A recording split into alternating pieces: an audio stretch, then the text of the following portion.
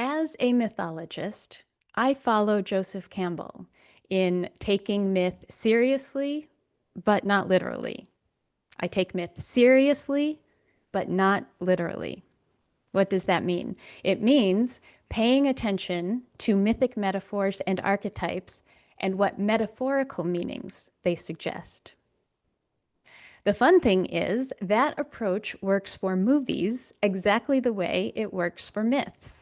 I take movies seriously, but not literally, paying attention to their metaphors and archetypes as well. And that's what we'll do today. We're going to talk about three mythic archetypes: the seeker, the wise one, and the healer, as they appear in film and as they relate to Joseph Campbell's book, Goddesses, Mysteries of the Feminine Divine. And there we have a mythic metaphor right there in the title. Goddesses are mythic beings who are not literally physically real, but who stand as imaginal metaphors for the very real idea of the feminine divine, or what you might also hear called the energies of the sacred feminine.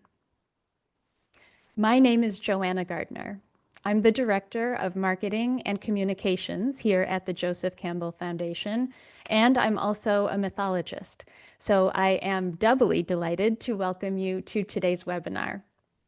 My vision for us today is to follow Joseph Campbell's lead in creating a space where goddess energies are honored and respected and welcomed into the conversation, as he did in his work and his life.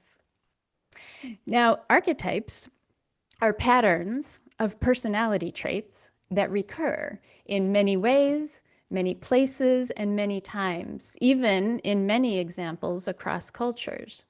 And in my experience, when patterns keep showing up again and again, they have a message to share, and I have something to learn from them. So by the time this webinar ends, I hope you and I and everyone else will walk away with some new insight or idea. In that sense, we all bring a bit of the seeker archetype to our time together, seeking new ideas, maybe even new wisdom. Wisdom, of course, will activate the archetype of the wise one, which I know you bring as well. And the wise one can be adjacent to the healer in many times and in many ways. And all of these archetypes can appear in the form of the feminine divine. These archetypes are energies that are freely available. They are infinitely renewable resources, always there to draw from, as much or as little as you need. So your invitation today, if you choose to accept it, is to attend, to listen and watch for how these archetypes might want to inspire you, perhaps in the form of goddess figures. What messages do they have for you? What questions do they have for you? What questions do you have for them? What new possibilities might they suggest? So here is an overview of how today's webinar will go. First, we'll talk about the archetypes at the movies, the seeker, the wise one, and the healer. Then we'll talk a little bit directly about Campbell's book, Goddesses, Mysteries of the Feminine Divine. Then we'll have time for Q&A, and we'll close at the top of the hour with some announcements and a promo code. So don't do any shopping until you get that promo code, is my hint. And so at this point, I'd love to invite you to open the chat if you haven't already, and let us know where you're joining from and which of the three archetypes that we're talking about today is uppermost in your psyche: the seeker, the wise one, the healer. And remember, as we go today, if you have questions for the panelists who you'll meet in a moment, put them in the Q&A button. At the bottom of the Zoom screen is a Q&A button. That's where to put questions for us to lift up for the conversation during the Q&A. And the chat is where to just chat, right? Just to type things and talk to each other and talk to us. Well, it's going to be harder for us to look at the chat, honestly. But yeah, questions go into the Q&A and chats go into the chat. So with that, let's go to the next slide. and I'd love to introduce you to today's webinar team. So today on the call from the Joseph Campbell Foundation, we have Jason Batt, who is doing our IT wizardry today. We have myself, you've already met me. We also have Stephen Garinger, our community coordinator. We have Michael Lambert, who handles our rights and permissions. And we have Stephanie Zachowski, who's our director of operations. I just want to point out that every one of my teammates here on this slide is not only expert at the jobs they do for the foundation, but each of them is a mythologist in their own right. Each one of us has our own particular areas of focus and different areas of myth that light us up. And I am so grateful to work with a team that has this level of depth, this day-to-day skill and professionalism, along with mythic soul and perspective. And I'm sure you'll see that yourself when we get to the Q&A part of the webinar. But for now, let's hear some appreciation in the chat for everything these amazing people do and everything that they are. So with that, Michael, I'd love to invite you to come on video and let us know what's going on in the chat. Michael is captain of the chat today. So where do we have people joining in from? What archetypes are uppermost on people's minds? Wow. Good morning, everybody. We have Margaret Ann from Long Beach, California, who identifies with the wise one. We have Juan from Mexico City. We have Claire from Northern Ontario. We have Claudia from Marburg, Germany. We have lots of Canadians. Welcome, Canadians. We love you. Nashville, Tennessee. That's Robin. Costa Rica, Ronnie, and Manitoba. Another Dallas, Texas. Marcella from Buenos Aires. We have Birgitta, I hope I said that right, from Amsterdam. We have a worldwide community here. We have seekers. We have wise ones. This is real. This is awesome. I Fantastic. could go Does it on, seem but don't like, let me. no, that's great. Welcome everyone. Does it seem like there's like an even balance of seeker, wise one, healer, or You know, it's looking more healer. more healer? Okay, More great. healer. Welcome healers. Welcome healer energies for sure. Pedro from Brazil, Cynthia from Malaysia. Wow. Well, welcome everyone. And it's a joy to have you here. And yeah, welcome to all the archetypes as well that you're bringing into the space with us. Thank you, Michael. Welcome. So let's go ahead and let's begin talking about the archetypes, right? Let's just jump in. We will begin with the seeker. So how it's going to go is I will share a little bit about each archetype. And then Stephanie, my colleague, will share a little bit about the myth blasts that the foundation published having to do with that archetype over the last few months. Every month this year, we're focusing on one archetype. And the last 3 months have been these 3 archetypes. So in April, we published myth blasts having to do with the seeker. In May, we published myth blasts about the wise one. And in June, this month, we're in the process of publishing myth blasts about the healer. So beginning with the seeker, let's start with what the seeker is, right? First of all, the powers and possibilities of the seeker.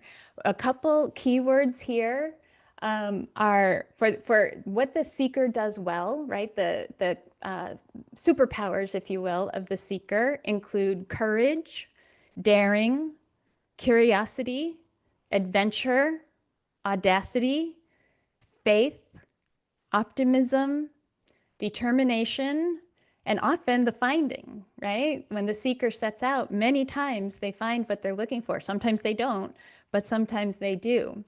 So that's not necessarily comprehensive in terms of the seeker's powers, but that kind of gives you a sense of what this archetype brings.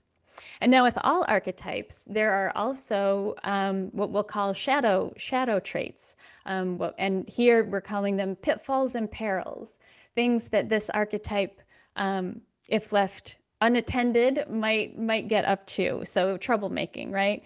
And so with the seeker, things to watch out for include rashness, impetuousness, getting distracted sometimes, maybe spiraling down rabbit holes, and not finding, sometimes the seeker, sometimes it doesn't work.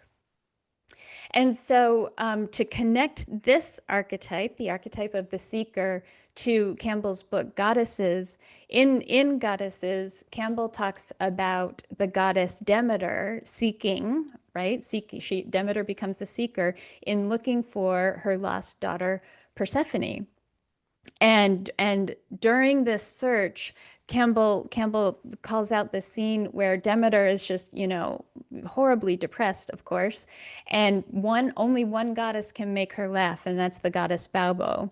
And this moment, Campbell highlights, I wanted to call out, this is the chaotic moment of play that, as Campbell says, opens to all possibility and the creative act. By such means is the goddess relieved, brought back to life through laughter. This is the anodos, or the return of the goddess. So just a snapshot of the kinds of things that can happen on a seeker's journey, right? So that's kind of the big picture of the seeker. So let's drill down to some of the details. Stephanie, what did we tell us a little bit about the seeker myth blasts that we had in the Yeah, month of April? wonderful. Yeah, yeah. Well, first off, hello, everybody. It's a delight to be here with you all today, and to highlight our Myth Blast writers who are also from all over the world. And so this is exciting to see. And as they all explore the archetypes, we get to explore them together. I think it's really interesting to see the varied ways writers approach each archetype. So yes, as Joanna was saying, we started with the Seeker archetype, and our first Myth Blast was from Scott Neumeister. And his myth blast was entitled Tango with the Rango, Dancing with Identity on the Seeker's Path. And it was about the fluidity of identity in the 2011 animated film Rango. So Scott writes, and these are his words, "We are constantly answering the question, who am I? When that question pushes us to explore the safety beyond our own glass enclosures, the seeker activates to reach further externally, to experience deeper meaning within." Our next Myth Blast for April was from Joanna, and her essay was entitled Saving Private Ryan and the Archetypal Search. So, writing about the film Saving Private Ryan, Joanna highlights the movie's depiction of the seemingly impossible search to find a single soldier in the days after D-Day for the sake of a goddess figure who represents the power of life. Joanna writes, "Summon your courage, leap into the fray, and keep going, especially when the search seems impossible."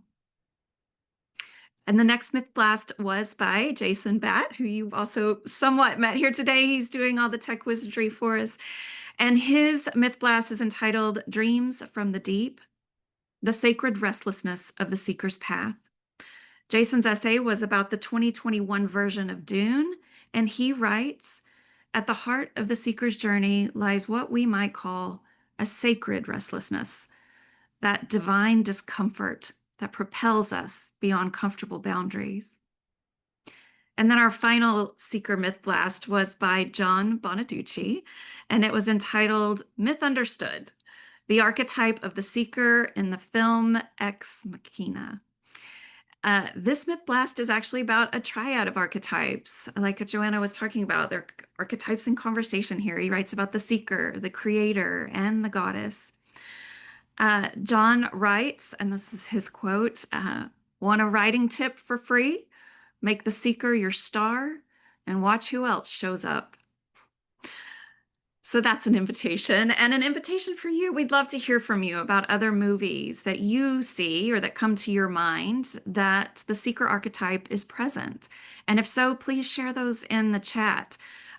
Each of these writers found the seeker in different genres and different landscapes, and each environment provides the archetype with more facets, giving it more shape and form and depth.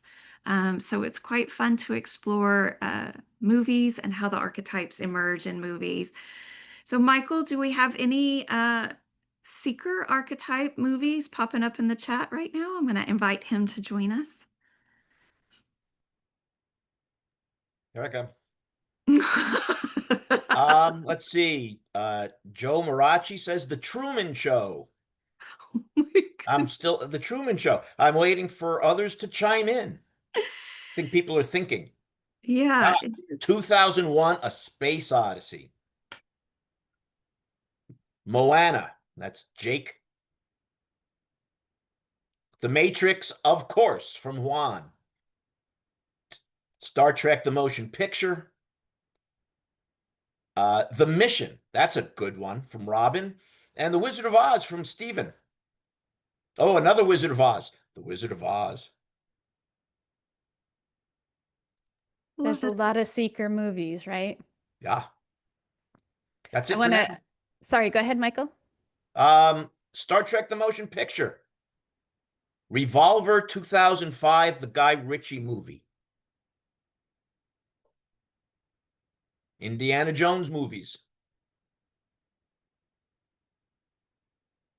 I particularly like The Mission. Julia had mentioned The Mission, which is a really wonderful representation of the seeker. I haven't seen that Absolutely. one. I'll have to check it out. The Highly Mission. recommend it. Awesome. Mission. I want to also highlight just from the Myth Blasts, Jason's phrase, sacred restlessness. I think that that phrase does such a great job of showing what happens when you put the word sacred in front of something. Like a lot of times, restlessness can Mhm. be, it's easy to judge it, right? Oh, you shouldn't be restless, whatever. But adding the word sacred kind of lifts the idea outside of judgments about good and bad and makes the idea more about the wow, right? So can't wait to get Jason on for the Q&A part. I have three more good ones, and Okay, let's then do I can three more leave. seeker We movies and have we'll go on. Thelma and Louise, The Dark Crystal, 7 Years in Tibet, Eat, Pray, Love, and the Eternata series in Netflix. And 7 Years in Tibet definitely is a wonderful addition to this list. Awesome. Yeah. Awesome. Great. Thank you so much, Michael, and thank you everyone. So let's go on to the wise one, right? The wise one is next. So a little bit about the wise one archetype in general. We'll start with the wise one's powers and possibilities. So wisdom, obviously, is the first kind of superpower of the wise one archetype, but also mentorship, guidance, confidence, and calm in the wise one archetype, right? And notice the shift in energy here. We've gone from the seeker who's kind of out looking, and the wise one, there's often a feeling of more centeredness, which is not to say the wise one can't go out looking for something or go on a quest. As we'll talk about many times, I'm sure the archetypes can kind of blend and mix and match. But the wise one does have a sense of having learned more, right, in the course of their adventures. But the wise one has some pitfalls and perils as well, like all archetypes do.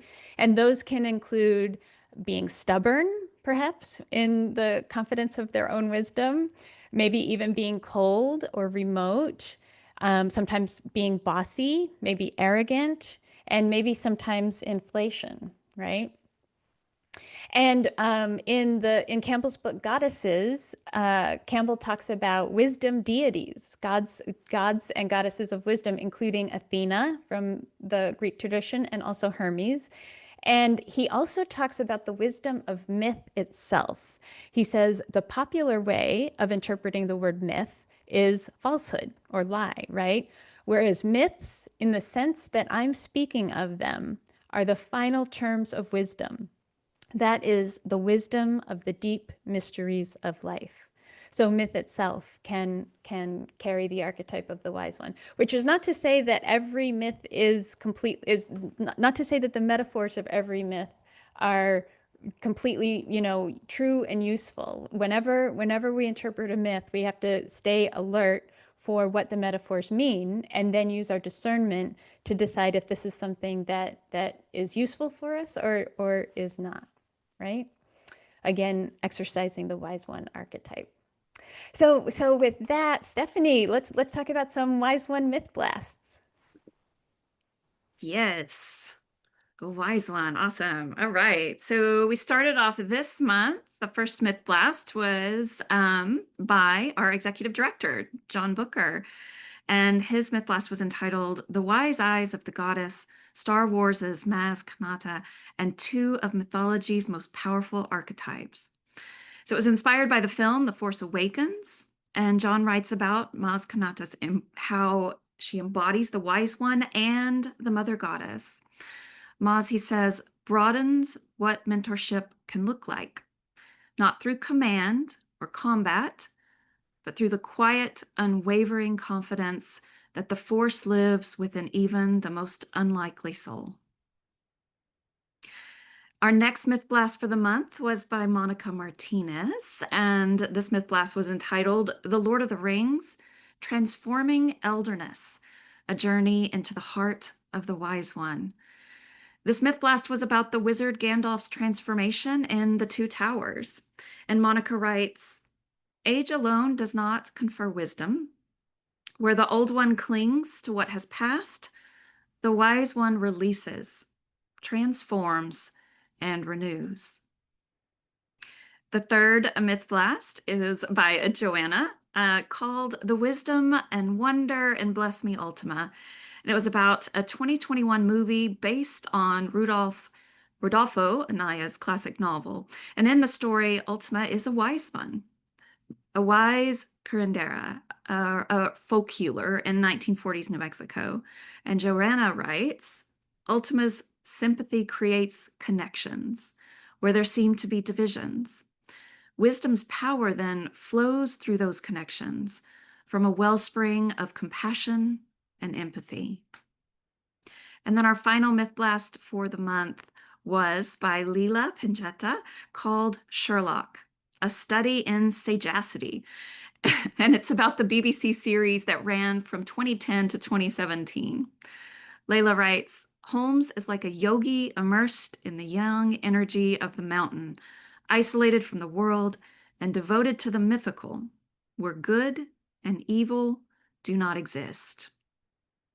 So again, we'd love to invite you to speak to movies that come up for you when you think of Wise One archetype. What movies emerge for you where you see that figure at play?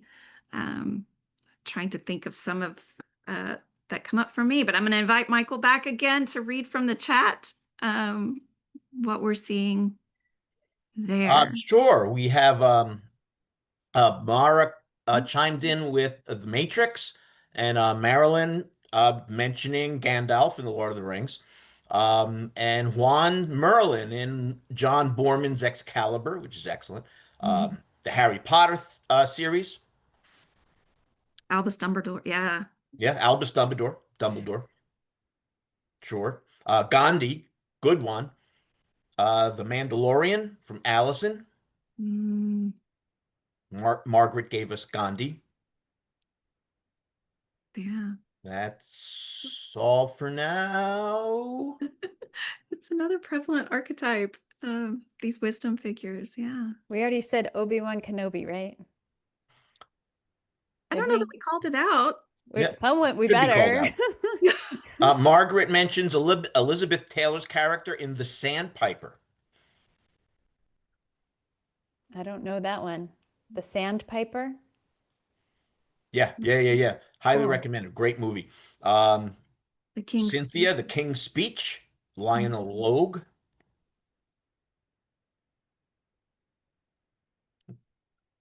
I guess that'll do for now. Great. Oh, Master Shifu and Kung Fu Panda. Yes. Excellent. Any more? Nope. All right. That's great. Thank you for all those Wise One movies. So let's go on to our final archetype for today, which is the healer. And so, like all archetypes, the healer has some powers and possibilities. Those include, of course, healing, the ability to help people heal, health, perhaps, or perhaps not. There can be the wounded healers, which is an actually really common archetype. The other possibilities and powers for the healer are wellness, vibrance, and energy. And some of the pitfalls and perils of this archetype include kind of a sense of rigidity and fixation regarding health, maybe a little bit of puritanical approach, and sometimes even hypochondria. And then in the book Goddesses, in Campbell's book, Campbell talks about a goddess of health whose name is Hygeia, again from the Greek tradition. Hygeia is the daughter of Asclepius, and she is associated with the serpent power. This is the serpent power that represents the vitality of the energy and consciousness of life in the body, in the field of time, the vitality of spiritual consciousness in the life in the world. And that's a quote from Goddesses. So with that, let's check in with the myth blast again. Steph, tell us about the healer myth blast that we have so far, even though we're only halfway through June. There are more myth blasts to come. I know. It's like we're midway there, so we'll have a couple myth blasts, but also the promise for some more discoveries to come. So our first myth blast for this month was by me, and it was called Elphaba and the Inner Healer. And it was inspired by last year's movie version of the musical Wicked, which hopefully we'll be getting the second half of that soon. So I write that Elphaba's healing journey is one of depth, a psychological shift of self-acceptance that allows her to see the gifts in what has been considered her affliction, to push against society's limits, and to step into the power she has always held. And then our second myth blast for this month on the healer is Norlin Telez's essay called Nosferatu as Vampiric Healer of the Shadow of Death, which looks at how individual and collective ills show up in this film. Norlin writes that Nosferatu is the healer archetype in its negative form. It heals by means of death, which puts an end to all fear and anxiety, along with everything else. So those are our two myth blasts thus far, and we have two more ahead. But again, we'd love to invite you where you see healer archetypes at play in the movies. Even I'm thinking of all the shows around healing, like Grey's Anatomy and things of that nature. The healer is everywhere. So again, I'd love to invite Michael up to let us know what's going on in the chat. We have 2 votes for Patch Adams from Deanie and Sabrina, right off the bat. It's a good one. Babette from Steve, Life is Beautiful. La Vita è Bella, Roberto Benini. Wilfred Buck from Clarice. La Vita è Bella again. Dr. House from House MD. Got a couple of those from Patricia and Claudia. The Chosen from Marilyn. I'll add Miracle Max from The Princess Bride. That's a great one. And remember that moment in the Fellowship of the Ring, the first of the Lord of the Rings movie, when Arwen heals Frodo, right? He'd been injured by, a poison, an orc sword or something like that, and Arwen heals him. Remember that? I'm remembering that right? No, Right? yes, Mm-hmm. yes. Okay, good. Yes. Good Yeah, Will anyway. Hunting from Sabrina. And The Devil Wears Prada from Margaret. Very cool. Very cool. All right, great. Well, so thank you everyone for sharing those movies in the chat. Gives me lots of ideas for movies I need to go see. And let's talk for just a second a little bit more about Campbell's book, Goddesses, Mysteries of the Feminine Divine. So this book, and you see the cover here on the slide, and I have my copy, which I don't know if you can see all the Post-it notes sticking in my copy. So this book contains a collected lectures. This was published after Campbell actually passed, but it contains lectures where Campbell addresses ideas around goddesses, right? These lectures were from the later part of his career, mostly after he had stopped teaching. And at that point, I think it's fair to say that he was embodying the archetype of the wise one himself. And it's one of the first books I ever came across on the topic of the sacred feminine, which wound up being a gateway of sorts for me to many more books about many more goddesses from many more cultures. And could we go to the next bullet on the slide? I want to just read a little bit from the foreword from this book. This is what Dr. Saffron Rossi writes, who edited and collected this volume. She writes, Campbell understood and honored the vital importance of the female spirit and its creative potential to birth the meaning of women's experience into mythic and creative form. And I think that's just a beautiful kind of summary of what it feels like one of the purposes is behind these ideas.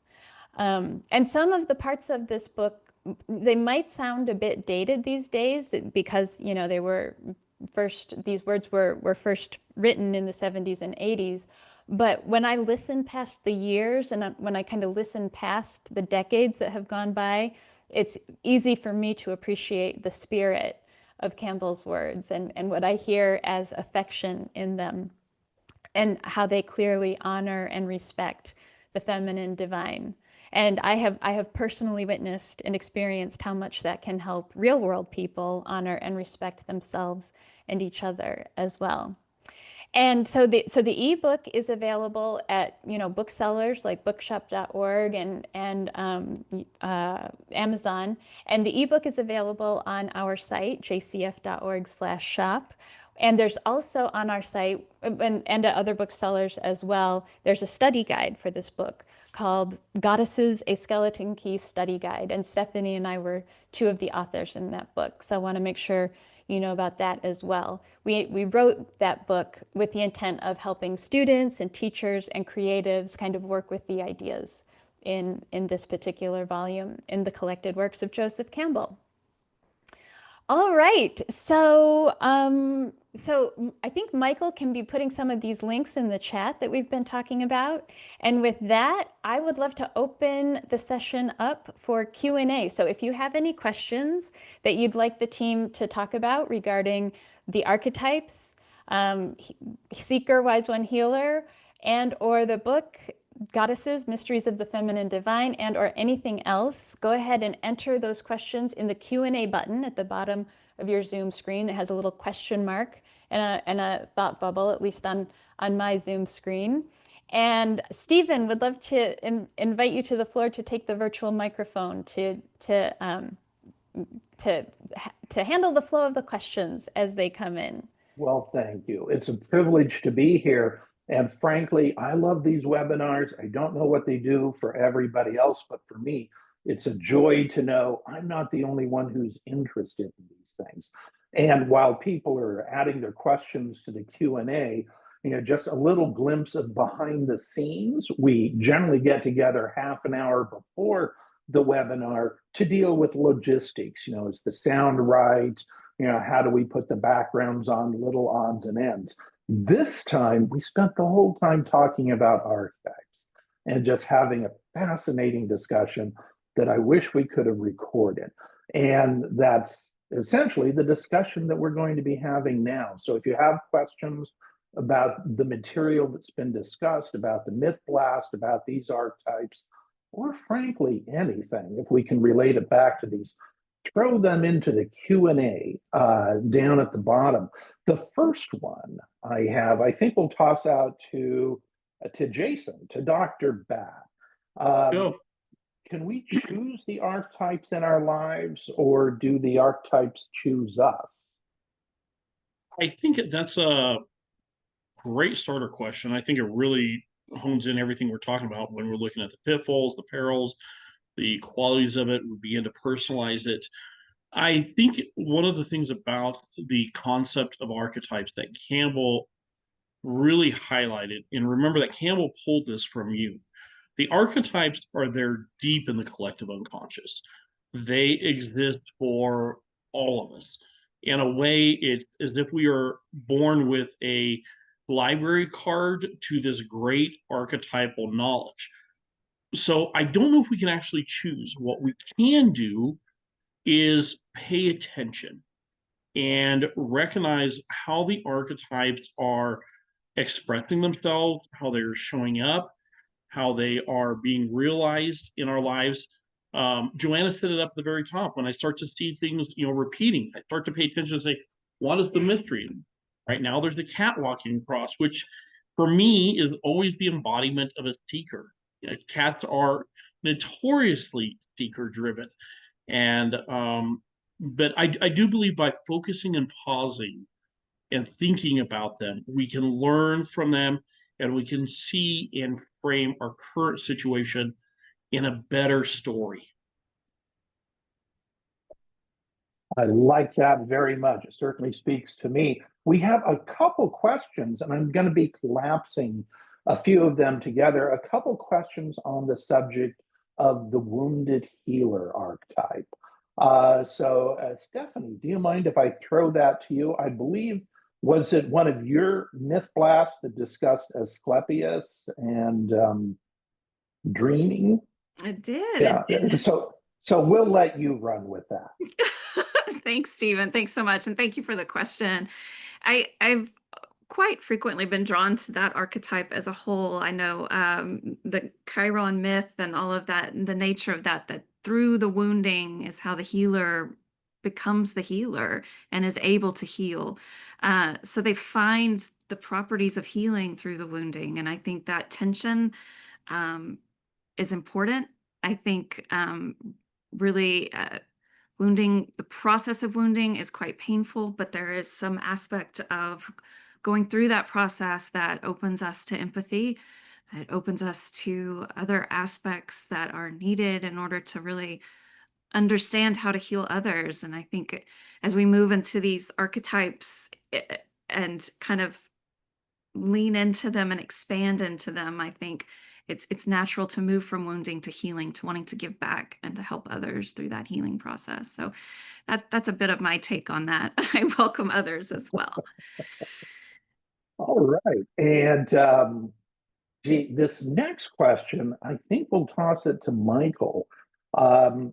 We think about archetypes in terms of individuals, the individual psyche.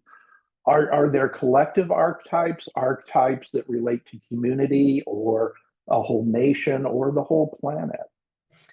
I think that that's a very clever question. I think that you can look at the idea of archetypes as being many layered, like layers of an onion with you down at the center. And as Jason said, it's a matter of paying attention and really thinking about what you're observing. And so, sure, you can see an archetype in your local community. What archetype is um is is being acted upon now, and you can go up from there. What archetype is the larger community? What archetype is the nation expressing at the moment? What archetype is the global community expressing? And I think you could even say what archetype is the planet expressing at the moment. So yeah, that's a great question. And we have a few more good questions coming in. Stephanie, why don't you take this one? Can you please expand on the seeker's pitfall, the rabbit hole? Oh my goodness. I think we all could do that. There's okay, this is my own thing. The seeker craves seeking. Like there is that adrenaline rush to going out and doing the seeking. And I think the nature of it in when we're doing research, when we're going into a myth blast, when you're going into exploring a trip you're going to take, there's the natural tendency to just dive down that rabbit hole, follow that thread. And that's beautiful and wonderful. And then there's a point where that may go too far, where that's holding you back from other things that are calling you. So I think it's a both and. Rabbit holes are good and they can take you off course. It can divert you a little bit off your seeking path. So, Pat. Oh, right. And let's expand on that with Joanna, because we have a question about contemporary examples of the seeker in our modern life. And we could argue that each of us falls into that. But can you think of or provide some examples of seekers in the real world? In the real world, my goodness. Yeah. Well, I mean, researching and writing, kind of building on what Stephanie was saying. And it actually kind of connects to the rabbit hole as well, and to the idea of the wounded healer. I'm thinking of the book, The Wounded Researcher by Robert Romanishin. Fantastic book, highly recommend it.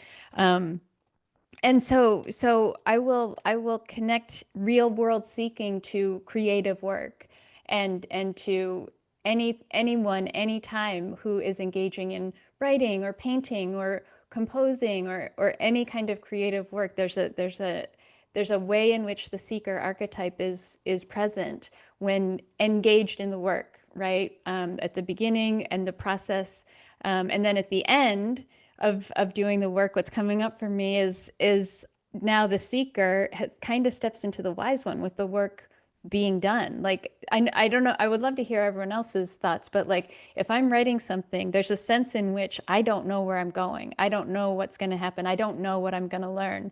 And then at the end, I've learned it, hopefully, right? So yeah, so that's what's coming up for me for real world seeking is not one particular person, but anyone who is engaged in creativity when they're doing the work. Well, Back to also you. anyone who's engaged in being on a quest of whatever kind is, boom, that's the seeker archetype right there. And then all the others kind of blossom around you if you're on the right path, right? You could even say that every quest begins with a question, or rather, the quest is part of every question. So anybody with a question, even if you're doing something mundane like researching a topic you're seeking, might not seem anything mystical or mythical or spiritual about that. And I think I'll take the next one. I notice we seem to have a lot of questions coming back to the healer, which I think points to maybe something going on in our collective soul at the moment. But this is an intriguing question about, does the healer archetype, does it just represent something we do? Doctor, nurse, psychologist? Is it just about psychological healing? Or does that archetypal energy have actual power, to provide physical healing in the real world? Do miracles occur? And what comes to my mind is Joseph Campbell talking about the Navajo, and when a shaman needed to heal someone, they would create this sand painting which represented a healing myth, and then the patient would be taken into the center of this mandala, and sit down in the center of the sand painting while the ritual goes on and the story is told. Jung calls this stepping back into an archetypal situation. And he uses the same example, of Native American healers. What they did actually worked.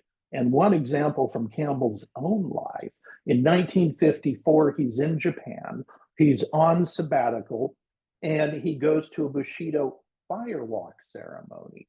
Part of the idea behind that is healing. So he's watching this ceremony. It's an incredible ceremony, fascinating, watching how the Yamabushis or whatever move the smoke around from a distance and so on. And then people get up and start walking on the coals, on the flames. Now, this is decades before it became a New Age thing and was all over Marin County and so on. But Campbell decided, well, he was going to live the myth. He was going to do this himself. So he took off his shoes and socks. He's wearing a suit. And, he was one of the last people in line because he had to unwrap, he had his ankle bandaged up because it was sprained. So he was kind of slow and he walked across the coals. was very surprised. He would actually step on a red hot coal and it felt cool. Got to the other side, came out, and he noticed lots of little old women who weren't doing the fire walk, were trying to gather smoke and energy off the flames to rub where they were feeling arthritis pains and so on.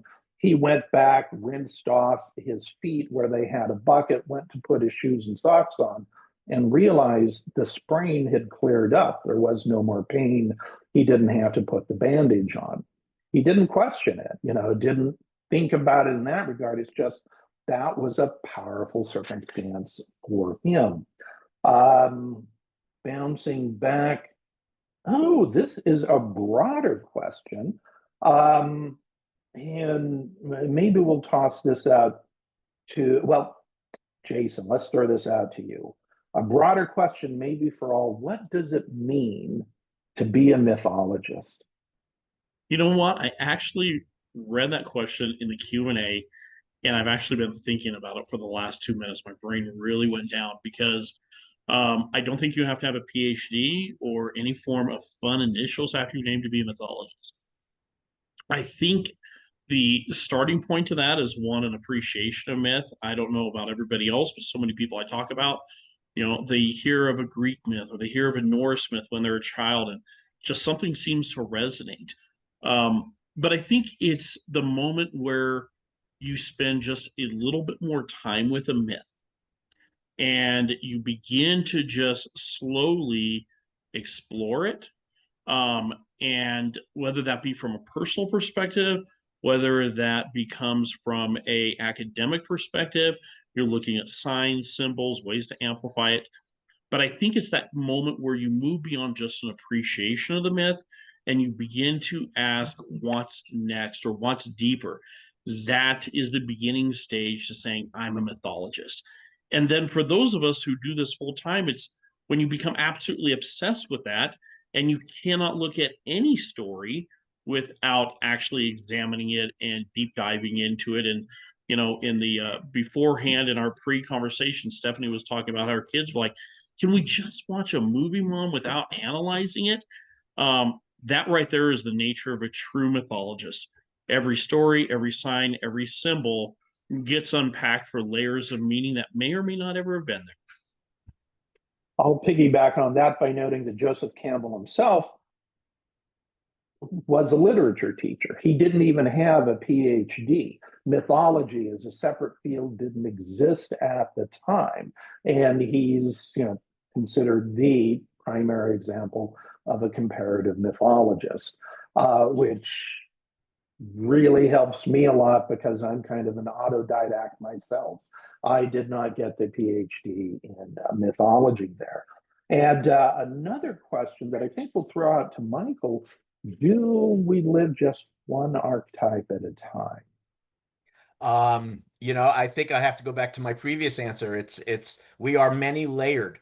So if we look at different aspects of our lives at the moment, you'll probably find different expressions of different archetypes. Because, well, you're a parent, you have little kids running around. That's an archetype. You have this research project. There's the seeker archetype. And perhaps you're in military service. You are a warrior. And so it's just a matter of examining the different aspects of your life and seeing which archetypes apply. And it also, again, you look around to the people in your life and you see what archetypes they're expressing in terms of you and what archetype you may be expressing in terms of them. It makes it all very interesting. Very good. And let me see. Joanna, let me ask you this question. Your thoughts on what happens to our psyche, even our souls, when we listen to myths and explore archetypes? What happens to our psyche and our souls when we listen to myth and explore archetypes? Beautiful question. Thank you so much.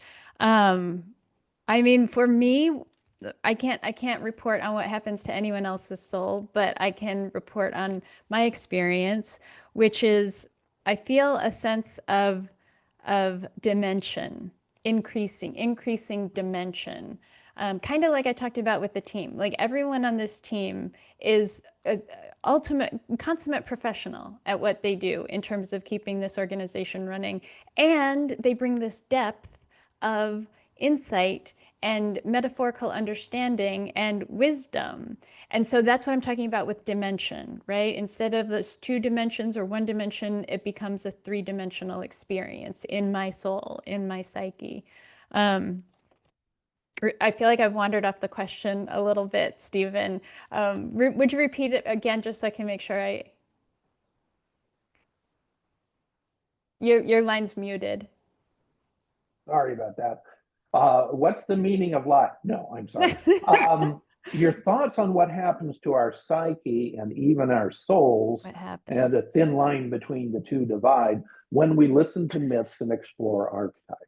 What happens to our psyche and our soul? Yeah, I mean, in terms of what happens to them, I don't know that you could say that the soul itself becomes something different before and after, but the experience of the soul, I think, becomes greater. And then it gets into, what's your definition of soul? And we could, do a whole series of webinars on that topic. But that's what comes up for me, is this sense of added dimension and added possibility, and the sense that because there can be these surprise meanings and dimensions that didn't exist before, who knows what else there could be, right? Where there's one surprise, there could be more. So it feels like it expands my horizon. It feels like it expands my sense of what's possible in the universe.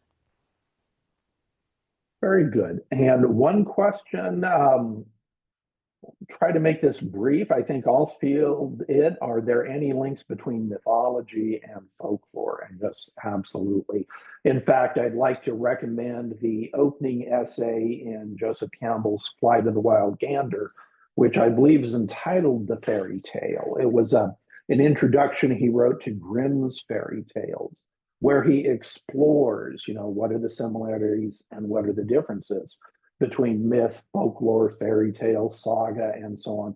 But the energies are essentially the same, what we're projecting there. And sometimes folklore and fairy tale are really the myths of earlier cultures that are no longer active. That mythology has gone away. So they're told in the nursery, you might say, by nurses and grandmothers and so on, to children. So sometimes there's a little stronger feminine emphasis there versus myths that are often recorded and written down by Y chromosomes and so on. But yeah, definitely a lot of links there, and I would recommend that for sure. And I think that's pretty much it of everything that's come in so far. I may have missed a few little odds and ends here. So Joanna, I'll hand it back over to you. Wonderful. Thank you so much, Stephen. And thank you everyone for those rich questions. It's a joy to talk about these things. So let's do one final chat check-in. We're coming up on the top of the hour. So what new ideas or insights, if any, will you take away from today? From where we started about an hour ago, are there any ideas, any movies you're going to watch that you weren't going to watch before? Go ahead and put them in the chat so that everyone can benefit from your wisdom and from your ideas. And while you do that, I will share a few announcements. First of all, we have a couple of new podcast episodes that are available now. One in the podcast with 1,000 Faces and one in Pathways with Joseph Campbell. These are the Foundation's 2 official podcasts. And the podcast with 1,000 Faces new episode is an interview with Max Clow on his work regarding compassionate servant leadership. Highly recommend that. And the new episode of Pathways with Joseph Campbell has a lecture by Campbell called Metaphor as Myth and Religion. And I think Michael's going to put the links to these 2 podcasts into the chat. And so with that, let's go on to the next slide. I'm super excited to announce that on our shop, on jcf.org/shop, we now have available Series 3 of the collected audio of Joseph Campbell. And in this series, there are 3 volumes, if I'm getting my terminology right? The mythic novels of James Joyce, Arthurian romance, marriage and Christianity, and The Return of the Goddess. Now, each of these volumes contains lectures by Joseph Campbell that add up to somewhere between 5 and 7 hours of Campbell speaking, which makes the experience of each one of these 3 volumes kind of like spending a day with Joseph Campbell, right? And so they're available now at jcf.org/shop. The team has cleaned up these audio files and restored them and done a lot of behind the scenes work to kind of bring these audio files into the 21st century, into the year 2025. And to give you a sense of what the experience is like of listening to these lectures, we have a clip to play from the very beginning of The Return of the Goddess. So Jason, could we share that clip?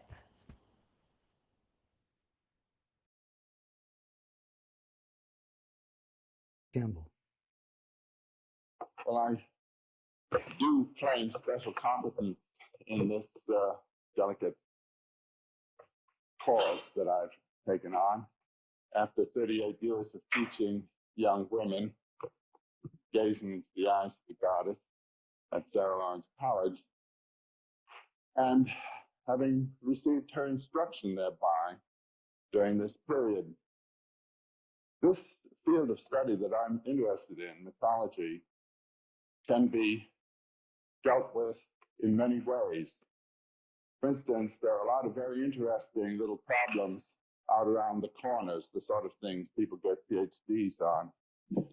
And as a male with a masculine intellect, it was my own sort of tendency to lose myself in those peripheral, highly interesting little problems. But at Sarah Lawrence, we had fortnightly conferences, individual conferences with our students. And so I was being continually kept on the main line by the interest of the students. That's to say, these young women insisted that I let them know what the relevance of the subject was to their lives, to themselves, and to human beings alive. And I thank them here today, as I have many times elsewhere, for keeping me on that line. My own books have come right out of their questions and emphases.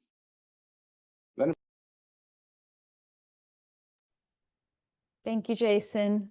So that's a sense of what it's like to listen to Campbell's words in his own voice. We still have volumes 1 and 2 of the collected audio of Joseph Campbell left to restore. And it's time-consuming work, and it's a real labor of love. So we don't know exactly when they'll be available, but I promise you that we'll let you know as soon as they are. But for right now, Series 3 is available. And with that, let's go to the next slide so I can tell you about the promo code. So the promo code that we're sharing today is Goddess Gift, all caps, and it's good for $10 off one collected audio volume that I just talked about at jcf.org/shop. And that is good for a week. It's good through a week from today, June 21st. So note that down, Goddess Gift, or make a screenshot, whatever you like. And yeah, we invite you to jcf.org/shop to look around. And with that, let's go to the next slide.